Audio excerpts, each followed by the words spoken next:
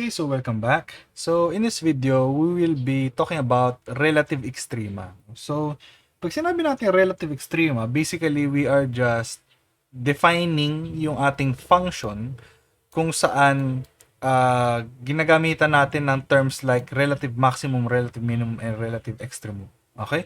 So from the word itself, relative max, relative min, so more or less we have the idea na siya yung relative maximum within an interval or siya yung relative minimum within an interval, no? So just to formalize this, a function f, so we have a function f is said to have a relative maximum, say at x is equal to c, if there is an open interval, say open interval I, okay, containing C, okay, so dapat yung C ay within the interval I, for all values of x, so f of x should be less than or equal to f of C, para masabi natin na C is the maximum, no? So if we look at it in a graph, say we have something like that, and this is point C, so siya yung pinakamataas na f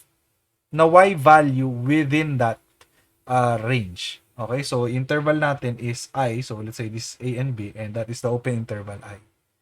And yung kabaliktaran naman nun is yung relative minimum. So again, at x is equal to c, we have here f of x should be greater than or equal to f of c.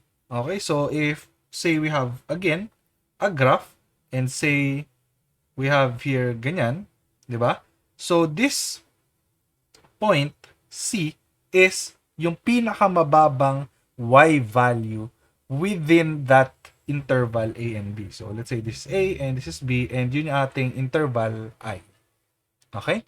So ano naman yung relative extremum? Pag sinabi lang natin na relative extremum, it's either relative max or relative minimum. Okay? So ibig sabihin, if we say that a function f has a relative extremum at x equals c, meaning there is a relative maximum at c or a relative minimum at c. Yun lang yung basic definition. Okay?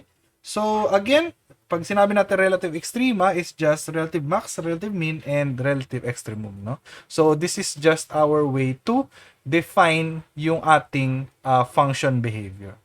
Okay? So see you in the next video.